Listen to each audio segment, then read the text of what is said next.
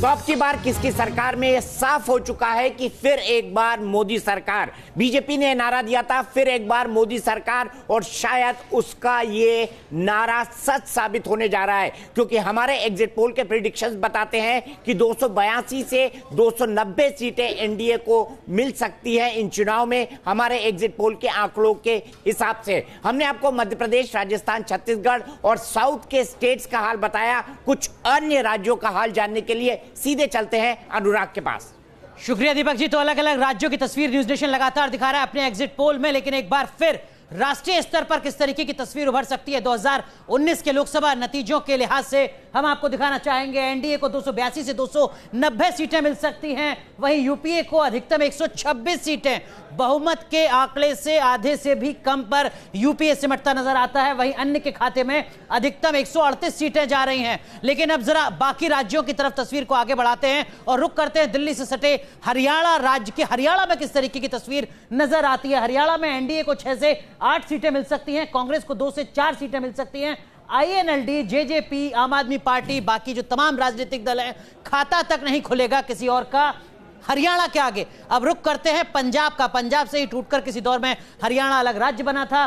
पंजाब में श्रोमणी अकाली दल और बीजेपी यानी एनडीए का जो गठबंधन है वो 4 से 6 सीटें ला सकता है। लेकिन कांग्रेस के लिए अच्छी खबर है पंजाब से, क्योंकि यहां पर कांग्रेस को 6 से 8 सीटें मिल सकती हैं, 2 सीटें ज्यादा एनडीए के मुकाबले। आम आदमी पार्टी को भी 2 सीटें मिल सकती हैं। 2014 में हालांकि 4 सीटें मिली थी, लेकिन अब पंजाब से थोड़ा और आगे बढ़ते हैं और पहुंचते हैं हिमाचल प्रदेश। हिमाचल प्रदेश की क्या तस्वीर है? कुल 4 सीटें हैं हिमाचल प्रदेश में। पिछली बार भारतीय जनता पार्टी का गढ़ था, इस बार बीजेपी को 3 सीटें मिलेंगी। 1 सीट पर भारतीय जनता पार्टी को नुकसान हो सकता है, यानी कांग्रेस के खाते में 1 सीट जा सकती है। लेकिन अब बात करते हैं जम्मू कश्मीर, वो सूबा जो 2019 में सबसे बड़े मुद्दों में से एक मुद्दा रहा है, आतंक के मोर्चे पर, सुरक्षा के मोर्चे पर। जम्मू कश्मीर में बीजेपी के खाते में 2 सीटें जा रही हैं, कांग्रेस के खाते में सिर्फ 1 सीट, नेशनल कॉन्फ्रेंस के खाते में भी सिर्फ 1 सीट और पीडीपी के खाते में भी 1 सीट। लेकिन समझना दिलचस्प है कि 1 सीट जम्मू कश्मीर में अन्य के खाते में जा सकती है। तो वो राज्य कौन सा होगा, ये वो पॉलिटिकल पार्टी कौन सी होगी, ये भी देखना होगा। लेकिन अब जम्मू कश्मीर से एक साथ हिंदुस्तान के नक्शे पर पूर्वोत्तर की तरफ जाते हैं और उत्तर पूर्व में क्या कुछ स्थिति, असम को थोड़ा अलग रखते हैं। बाकी जो तमाम राज्य हैं, 6 सीटें एनडीए को मिल सकती हैं, 3 सीटें कांग्रेस को मिल सकती हैं, जबकि 2 सीटें अन्य के खाते में नजर आती हैं। लेकिन पूर्वोत्तर का सबसे बड़ा सूबा असम का रुख करते हैं। असम में किस तरीके की तस्वीर नजर आती है? असम में देखिए 9 से 11 सीटें एनडीए को मिलती हुई नजर आती हैं, अधिकतम 11 सीटें, जबकि कांग्रेस को अधिकतम 4 सीटें, एआईयूडीएफ को 2 सीटें। पिछली बार 1 सीट पर सांसद लगातार वहां से चुनकर आते रहे, जबकि अन्य का खाता भी नहीं खुलेगा। तो ये अलग अलग राज्यों की तस्वीर हमने आपको दिखाई, जिसमें हरियाणा, पंजाब, हिमाचल प्रदेश, जम्मू कश्मीर, पूर्वोत्तर और खासकर असम जैसे सूबे शामिल हैं। अजय जी। बिल्कुल। अब ऐसे में प्रेम मिश्रा जी, मैं आपके सामने एक सवाल रखता हूं। अगर आप पंजाब की बात करें, अगर आप हरियाणा की बात करें, अगर आप असम की बात करें, ऐसे राज्य जहां पर आप अपना जनाधार बढ़ा सकते थे, जिसमें से एक राज्य में आपकी खुद की सरकार भी है, इसके बावजूद अगर भारतीय जनता पार्टी गठजोड़ या एनडीए वहां न सिर्फ अपनी बढ़त बनाए बल्कि मेजॉरिटी मार्क से ऊपर हो, यानी 50% ज्यादा सीटें जीत रही हो, तो ऐसे में आपकी पार्टी को वाकई में विचार करना पड़ेगा। मैं मानता हूं कि आप कहेंगे कि एग्जिट पोल शायद एग्जैक्ट पोल नहीं है, इसके बावजूद अगर 40-45 हजार लोग ये बात कह रहे हैं तो इस बात में कहीं ना कहीं कुछ ना कुछ दम तो होगा। मिश्रा जी। कोई दम नहीं होता है, कभी मेल नहीं खाता है। आपने भी कई बार आजमाया है, हम लोग भी देखते आ रहे हैं। ये एक आप लोग करते आए हैं, करते रहिए जी। मैं समझता हूं ये उसी तरह से हो गया, आप जीत जाएं तो इलेक्ट्रॉनिक वोटिंग मशीन सही, और अगर आप हार जाएं तो इलेक्ट्रॉनिक वोटिंग मशीन गलत। मिश्रा जी यही है ना दीपक? आप मध्य प्रदेश, राजस्थान, छत्तीसगढ़ जीत गए तो इलेक्ट्रॉनिक वोटिंग मशीन पर आपने सवाल नहीं उठाया। मैंने दीपक जी, मैंने आरंभ में ही कहा, अगर ये मेरे पक्ष में भी आप दिखाते तो भी मैं इसे आदरपूर्वक अस्वीकार करता। ये आपका काम है, करिए, उस पर हम कोई सवाल नहीं खड़ा कर रहे। अच्छा चलिए, मैं आपसे ग्राउंड में परिस्थितियां थी मिश्रा जी, चलिए ग्राउंड की परिस्थिति मैं आपसे आंकड़े पूछता हूं, नहीं होने वाला है। मिश्रा जी मैं आपसे आंकड़े पूछता हूं, पंजाब, हरियाणा, असम, इन 3 राज्यों में आपके आधार पर क्या है कांग्रेस पार्टी की स्थिति और कितने सीटें आपको आ सकती हैं? क्योंकि फिर 23 तारीख को हम आपसे पूछेंगे कि जनाब आपने 19 तारीख को यह कहा था। हाँ, और हम भी आपसे पूछेंगे जी, आपने उस दिन ये कहा था। बिल्कुल, और अगर हम गलत होंगे तो माफी मांगेंगे कांग्रेस की सीटें, लेकिन अगर आप गलत होंगे तो फिर बताइए। अगर आप बिल्कुल, और अगर हम गलत होंगे, हाँ, और अगर मैं गलत होऊंगा तो मैं भी माफी मांगूंगा। चलिए, लगी बात, वो परसों 23 को ये पता चल जाएगा। लगी बात, बिल्कुल तय है साहब, बिल्कुल तय है। हम अपने एग्जिट पोल पर खड़े हैं। चलिए, आप इन तीन राज्यों के बारे में मत बताइए प्रेम जी, सिर्फ इतना बता दीजिए कि आपको पूरे देश में यूपीए को कितनी सीटें मिल रही हैं। बताइए, पूरे देश में आपके हिसाब से यूपीए को कितनी सीटें मिल रही है? एक आंकड़ा बता दीजिए, आपका आकलन।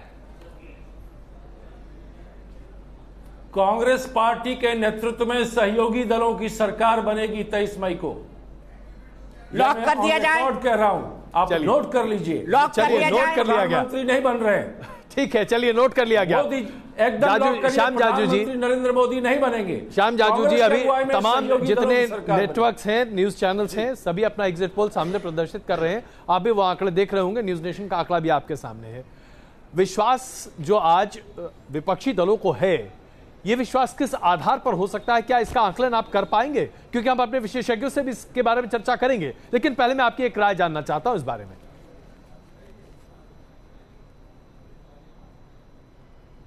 ऐसा है, उम्मीद पर दुनिया कायम है। 23 तारीख को बहुत लंबा नहीं है, सबको रिजल्ट को एक्सेप्ट करना ही है। रियलिटी कोई नकार नहीं सकता। कांग्रेस पार्टी ने जिस प्रकार का प्रयत्न किया है, वो उसमें एकजुटता का अभाव था। देश में कोई भी एक प्रदेश ऐसा नहीं है जहां कांग्रेस एकजुट है। नेतृत्व का अभाव, संगठन का अभाव, कार्यकर्ताओं में जोश नहीं है। जहां तक आपने हिमाचल का बताया, पंजाब का बताया, जम्मू कश्मीर का बताया और असम का बताया जी। असम में और हिमाचल में मैं आपको कह सकता हूं, हमारे राज्य सरकारों का परफॉर्मेंस लोग एक्सेप्ट कर रहे हैं, लोग अप्रिशिएट कर रहे हैं। जयराम ठाकुर जी के नेतृत्व में हिमाचल जैसे काम कर रहा है जी, सोनोवाल जी के नेतृत्व में आसाम जैसे काम कर रहा है। आसाम में हमने 3/4 मेजोरिटी से सरकार बनाई है, तो नॉर्थ ईस्ट में भी इसका प्रभाव हम बता रहे हैं। और ये सब बातों में कांग्रेस आज माइनस है। वो कुछ भी कहे, दीपक जी ने बहुत ठीक कहा, जब वो हार जाएंगे तो ईवीएम का रोना कल से शुरू हो जाएगा। हमारी 3 राज्य गए, हमने ईवीएम की बात नहीं की थी। एनके सिंह साहब, पंजाब में हारे, हमने ईवीएम की बात नहीं की। एनके सिंह साहब, हम जरा यहाँ असम की बात कर रहे हैं। जनता का असम को लेकर योग्य सम्मान देना चाहिए। बहुत जबरदस्त तरीके से चर्चा इस बात को लेकर थी कि citizenship act Bharatiya Janata party के पक्ष में नहीं जाएगा।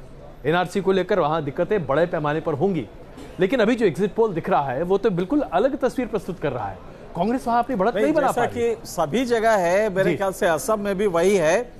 एक जो हम लोग का एक बेसिक एनालिसिस था, उसमें जैसे प्रेमचंद जी कह रहे हैं, तो अंग्रेजी का एक जुमला है, नेवर से डाई स्पिरिट जी। ये वो उत्साह होता है जो मतलब लास्ट मोमेंट तक भी आपको ये नहीं कहता कि हम खत्म होने जा रहे हैं, लेकिन अनफॉर्चुनेटली ये उत्साह चुनाव में दिखाया होता है बजाय एग्जिट पोल के बाद दिखाने के, तो और अच्छा होता है। क्योंकि आप प्रियंका गांधी को लाते हैं एंड लास्ट मोमेंट पे, तो उत्साह उस समय, और आप उसका उल्टा देखिए, अमित शाह जितना एक एक बूथ मैनेजमेंट किया और उसकी जगह कांग्रेस लैग कर गई, कैडर स्ट्रक्चर बनाया नहीं, और उसके बाद कैडर स्ट्रक्चर बनाने के बाद राज्यों में जो एक गैल्वेनाइज करने का प्रोसेस होता है वो किया नहीं। तो इस समय जो ये स्पिरिट दिखा रहे हैं, अगर ये 6 महीना पहले दिखाया होता तो शायद ये तस्वीर। कुर्बान साहब, आप क्या कहेंगे? आपको याद होगा, सुबह में ही मैंने सिटीजनशिप का मामला बताया था और ये कहा था कि असम में ये इस्टेब्लिश हुआ, बीजेपी ने सरकार इसी मुद्दे पर बनाई थी। और अब आप देखिएगा कि पश्चिम बंगाल में भी ये मुद्दा बांग्लादेशियों का, घुसपैठियों का और बाहरी लोगों का, ये जो है एक बड़ा चुनावी मुद्दा बनने वाला है, जो कि ममता बनर्जी को डेंट करेगा। दूसरी चीज़ ये है कि एक बात माननी पड़ेगी कि इस इलेक्शन में पोलराइजेशन हुआ है। वो जो मुद्दे थे जो फरवरी से पहले थे, बालाकोट से पहले थे, वो नैरेटिव कुछ दूसरा था और उसके बाद का नैरेटिव कुछ दूसरा हुआ है, और उस पे नरेंद्र मोदी साहब धूम धड़ाके के साथ सरकार बनाने जा रहे हैं। और अगर ध्रुवीकरण हुआ है मनोज जी, तो आपको क्या लगता है, सिर्फ भारतीय जनता पार्टी फिर 300 तक रुक जाएगी या उससे आगे जाएगी? क्योंकि अगर सीधे तौर पर, वर्टिकल तौर पर ध्रुवीकरण हुआ है तो advantage BJP plus plus plus सभी पॉइंट उसको मिलने चाहिए। एक मिनट मनोज जी से बोलो, उसके पहले बोल दे। बड़ा वियर्ड लगता है ये लॉजिक कि ध्रुवीकरण हुआ था, 80% हिंदू है और वोट मिलते हैं 31%, लेकिन सभी हिंदू बीजेपी को वोट नहीं देते, ये बड़ी स्थापित फैक्ट है। पार्टी लाइन के ऊपर बटे हुए हैं, लेकिन फिर भी मेजॉरिटी में कि ये ध्रुवीकरण शब्द जो इस्तेमाल करते हैं शायद वो नहीं है। 5 साल बाद भी अगर मोदी को रिकॉग्नाइज किया जाए, उनके वर्क को रिकॉग्नाइज कर रहा है, तो हमें एक्सेप्ट करना चाहिए कि हाँ अपोजिशन फेल रहा, उसको नहीं कर पाया। मैं सवाल को रिफ्रेश करता हूं, क्या मोदी का काम और 5 साल में उन्होंने जो किया उसके साथ साथ ध्रुवीकरण का परिणाम है या सिर्फ ध्रुवीकरण का परिणाम है जो नतीजे आप देख रहे हैं? मेरे ख्याल से तो देखो दीपक, ऐसा है कि जो ये इलेक्शन बहुत ही पोलराइज्ड इलेक्शन था, इसमें कोई शक की बात नहीं है, और ये एक फेडरल ऑफ स्टेट्स का इलेक्शन था। बीजेपी का जो मोदी रहेंगे या मोदी नहीं रहेंगे, ये पूरा हिंदी हार्टलैंड, ईस्ट वेस्ट ये चला, लेकिन साउथ में तमिलनाडु वगैरह में इसका कोई इम्पैक्ट नहीं था, तेलंगाना में, आंध्रा में, और हमारे एग्जिट पोल में भी ये चीज़ सामने आती है। पोलराइजेशन की जब हम बात करते हैं, एक तरफ तो पोलराइजेशन मोदी रहेंगे। मैं चाहता हूं, मुझे आपको बीच में रुकना पड़ रहा है, आप ही के हम नाम मनोज सिन्हा जी केंद्रीय मंत्री इस वक्त हमारे साथ मौजूद हैं। मनोज सिन्हा जी, बहुत स्वागत है न्यूज नेशन पर आपका। हम आपसे जानना चाहेंगे, हमारे एग्जिट पोल के आधार पर 282 से 290 सीटें एनडीए गठजोड़ को मिल सकती हैं। मैं आपसे जानना चाहता हूं, आपका व्यक्तिगत आकलन क्या है? एनडीए और उसके साथ साथ भारतीय जनता पार्टी के आंकड़े कहां तक पहुंच सकते हैं? मुझे लगता है कि भारतीय जनता पार्टी अपने दम पर ही बहुमत पाने जा रही है, लेकिन एनडीए के सभी साथी सरकार में शामिल रहेंगे और मैं मानता हूं कि आंकड़ा 2014 से ज्यादा होने वाला है। मनोज सिन्हा जी, सबसे पहले गाजीपुर का एग्जिट पोल हम आपसे ही सुनना चाहेंगे। गाजीपुर में आज ही वोट डाले गए हैं, आपको क्या लगता है, क्या सिचुएशन निकल कर आ रही है? आपका खुद का आकलन अपनी सीट के बारे में क्या कहता है? मुझे बिठा के और बोल रहे हैं, मैं सुन रहा हूँ। क्या मेरा आकलन कहता है कि विकास जातिवाद पर जीतेगा। और आपने एक बार कहा था कि विकास और जातिवाद की अगर लड़ाई हुई तो मोदी आगे निकल जाएंगे, लेकिन अंक गणित के हिसाब से गठबंधन एक बहुत ही बड़ा अलायंस है उत्तर प्रदेश की राजनीतिक स्थितियों को देखते हुए। क्या आपको लगता है विकास जातिवाद को काट पाएगा? जी। मनोज सिन्हा जी, अभी हम चर्चा कर रहे थे, राजनीति जो है रसायन विज्ञान है, अंगणित नहीं। मनोज सिन्हा जी, अभी बातचीत चल रही थी कि ध्रुवीकरण की राजनीति इस बार बड़े पैमाने पर दिखाई दी।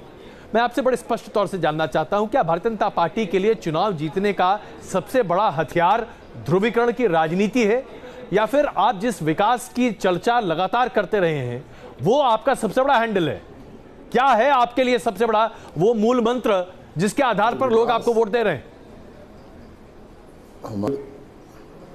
हमारे लिए मूल मंत्र विकास और राष्ट्र की सुरक्षा रही है, क्योंकि विपक्षी दलों ने बार बार ऐसी बातें कही जिसके कारण ध्रुवीकरण की संभावनाएं बढ़ी। हमने अपनी ओर से कोई ध्रुवीकरण की कोशिश नहीं की। आपने कहा कि राष्ट्रवाद और राष्ट्रीय सुरक्षा, इन मुद्दों को भारतीय जनता पार्टी विकास के अलावा बहुत आगे ले गई। क्या आपको लगता है कि इन मुद्दों को आगे ले जाने का कारण सबसे बड़ा यह था कि ध्रुवीकरण हो जाए और जिसके चलते जो जाति के वोट हैं वो पीछे रह जाएं? आपको नहीं लगता बीजेपी ने भी इसी ध्रुवीकरण की कोशिश कम से कम पश्चिम बंगाल के अंदर, उत्तर प्रदेश के अंदर, असम के अंदर और देश के कई इलाकों के अंदर करी है? नहीं, मैं ऐसा नहीं मानता हूं। पुलवामा में हमने निमंत्रण नहीं दिया था आतंकवादियों को कि आओ सीआरपीएफ के जवानों की हत्या करो। अगर हत्या हुई तो कार्रवाई करना सरकार का दायित्व था। 1971 के युद्ध का श्रेय अगर श्रीमती गांधी को जाता है तो बालाकोट का श्रेय निश्चित रूप से नरेंद्र मोदी जी को जाएगा। तो आपको क्या लगता है, बालाकोट के चलते ध्रुवीकरण हुआ या ध्रुवीकरण के लिए लोकल फैक्टर, जिस तरह की कैंपेन हुई, जिस तरह से आपने साध्वी प्रज्ञा ठाकुर को उतारा, ये सब रीजंस थे जिसके चलते ध्रुवीकरण हुआ? एनआरसी भी और साथ ही साथ सिटीजनशिप अमेंडमेंट बिल, ये तमाम भी असम और पश्चिम बंगाल में ध्रुवीकरण के एक बड़ा कारण बने। मुझे एक बात कहनी है कि देश को यह भरोसा हुआ कि नरेंद्र मोदी के नेतृत्व में ही देश सुरक्षित है, और इसलिए लोगों ने नरेंद्र मोदी जी के पक्ष में मतदान किया। और असम का जो अभी मैं देख रहा हूं पूर्वानुमान जी, कि हमारे कई साथी भी उस सिटीजनशिप अमेंडमेंट बिल पर हमारे में थे जी, लेकिन अभी मैं टेलीविजन देख रहा था, वो 13 में 10 सीटें आसाम में भारतीय जनता पार्टी को दे रहा है। जी मनोज सिन्हा जी, आपने अभी कहा कि विपक्ष ने देश में ध्रुवीकरण की राजनीति की है। हमारी पार्टी के दो प्रमुख मुद्दे थे जी, नहीं मनोज सिन्हा जी, आपने अभी खुद कहा कि विपक्ष की वजह से पूरे राजनीतिक परिधि में ध्रुवीकरण की राजनीति बड़े पैमाने पर हुई। मैं चाहता हूं कि आप उसका जरा हमें कुछ सिलसिलेवार तरीके से बताइए, किस तरीके से विपक्ष ने ध्रुवीकरण की राजनीति की? क्या विपक्ष ने माइनॉरिटी अपीजमेंट किया? क्या विपक्ष ने एक वाक्य जी बताएं प्लीज। मैंने केवल एक वाक्य में उत्तर दूंगा कि हर क्रिया की प्रतिक्रिया होती है। अगर मायावती जी पश्चिम में कहेंगी कि सभी मुसलमान गठबंधन को वोट दें तो इसकी प्रतिक्रिया होगी। तो आपको क्या लगता है, ध्रुवीकरण को क्या भारतीय जनता पार्टी ने हवा नहीं दी? उसी के बाद योगी आदित्यनाथ जी का बयान आया, अली और बजरंगबली वाला, अली और बजरंगबली का बयान आया। बार बार पश्चिमी उत्तर प्रदेश में बीजेपी के कैंडिडेट कहते रहे कि बुरके की आड़ में फर्जी वोट डाले जा रहे हैं। ये तमाम जो चीजें थी वो ध्रुवीकरण की आग फैलाने के लिए काफी थी। मनोज सिन्हा जी, आपको ये बात माननी पड़ेगी कि बीजेपी के नेताओं ने प्रत्यक्ष या अप्रत्यक्ष रूप से जो मायावती ने कहा था उसके बाद आग में घी डालने का काम किया है। नहीं, मैं आपकी बात को पूरी तरह खारिज करता हूं और मैं एकदम स्पष्ट रूप से कहना चाहता हूं कि हमने कोई कोशिश ध्रुवीकरण की नहीं की, क्योंकि हमने 5 साल में ऐसा काम किया था कि उस आधार पर हम जनता का जनादेश मांग रहे थे। बीच में राष्ट्र की सुरक्षा एक महत्वपूर्ण मुद्दा बना जी, और लोगों को लगा कि मोदी जी जैसे मजबूत नेतृत्व के अधीन ही राष्ट्र सुरक्षित रह सकता है। बाकी जो लोग armed forces special protection act और राष्ट्रद्रोह की धारा 124 खत्म करने की बात कर रहे हैं, वो आतंकवाद और उग्रवाद से नहीं लड़ सकते। मनोज जी यहाँ पर एक बयान एक सवाल मनोज जी, आपने अभी जो बयान दिया कि क्रिया की प्रतिक्रिया होती है, देश का एक बहुत बड़ा तबका है जो इस बयान को उसी तर्ज पर लेगा जिस तरह से राजीव गांधी के बयान को लिया गया था। एक बड़ा पेड़ गिरता है तो धरती हिलती है। क्रिया की प्रतिक्रिया अगर ध्रुवीकरण नहीं है तो फिर और क्या है मनोज जी? 2002 में गुजरात में भी ये जो क्रिया करे उसको सोचना चाहिए। अच्छा, प्रतिक्रिया वालों को नहीं सोचना है। चलिए दीपक प्लीज। मेरा बड़ा सीधा सवाल है मनोज सिन्हा जी, प्रतिक्रिया तो जी बताएं प्लीज मनोज जी। प्रतिक्रिया स्वाभाविक रूप से हुई है, हमने उसमें कोई घी डालने का काम नहीं किया है। लेकिन आपके नेताओं के बयान तो देखिए, मायावती के बयान के बाद उनके पास अली है, हमारे पास बजरंगबली है। आपने क्या ये सिर्फ प्रतिक्रिया में बोला या आग में घी डालने के लिए बोला? इसका भी जवाब होना चाहिए मनोज सिन्हा जी। नहीं, इसका जवाब मैंने दे दिया है और एक वाक्य काफी है। चलिए, जब उनका बयान आया तो उसी के बाद ये बयान आया। अच्छा, एक तो आप क्या मायावती के बयान को अगर गलत मानते हैं तो योगी आदित्यनाथ के इस बयान को गलत नहीं मानते, या मायावती ने ऐसा करके आपको प्रतिक्रिया करने का मौका दे दिया? देखिए, एक बात मैं कहूं कि पूरा कॉन्टेक्स्ट जब तक मैं नहीं जानूंगा तब तक उस पर कोई मैं राय नहीं दे सकता। जी मनोज जी, मैं आपको एक बात कह रहा हूं कि मोटे तौर पर 2 ही मुद्दों पर हम लोग चुनाव लड़े हैं जी, राष्ट्र की सुरक्षा और 5 साल में मोदी जी के नेतृत्व में किए गए काम। बिल्कुल मनोज जी, आपने जितना काम अपने मंत्रालय में किया उसके आधार पर आप वोट मांगने गए और इसमें कोई शक नहीं है। लेकिन मध्य प्रदेश में भोपाल की सीट पर जो आपके उम्मीदवार हैं उनके बयानों ने आपको हमेशा सुर्खियों में रखा। हम सिर्फ आपसे ये जानना चाहते हैं मनोज जी कि क्या साध्वी प्रज्ञा ठाकुर के जो बयान हैं, जो उनकी विचार हैं, जो उनकी सोच है, वो क्या भारतीय जनता पार्टी के विचार और सोच से पूरी तरीके से मेल खाती है? और अगर नहीं तो चुनाव अगर वो जीत जाती हैं तो फिर भारतीय जनता पार्टी क्या करेगी? क्योंकि आप जैसे बड़े नेता ही तय करेंगे कि क्या करना चाहिए पार्टी को। देखिए, पार्टी क्या करेगी, पार्टी समय से विचार करेगी जी, और आप लोगों की राय से तो पार्टी चलेगी नहीं जी। आप में से तो बहुत लोग आज से 3 महीना पहले भारतीय जनता पार्टी को रुखसत कर रहे थे, तो वो पार्टी में लोग हैं जो इसका विचार करेंगे और मुझे लगता है कि उस संदर्भ में उपयुक्त बातें उनको बताई जा चुकी हैं। मनोज सिन्हा जी, एक बड़ा सीधा सवाल, आप एज एन इंडिविजुअल, आप भारतीय जनता पार्टी के इतने पुराने कार्यकर्ता हैं, आप क्या चाहेंगे? क्या आप चाहेंगे कि साध्वी को बीजेपी संसदीय दल में रहने दिया जाए अगर वो जीतती हैं, या फिर उनको संसदीय दल से बीजेपी से सस्पेंड किया जाए? पार्टी व्यक्तिगत विचार से नहीं चलती है, हमारी पार्टी सामूहिक विचार से चलती है। चलिए तो मनोज जी, सामूहिक विचार करके ही फैसला होगा। मनोज सिन्हा की अकेले राय महत्वपूर्ण नहीं होती।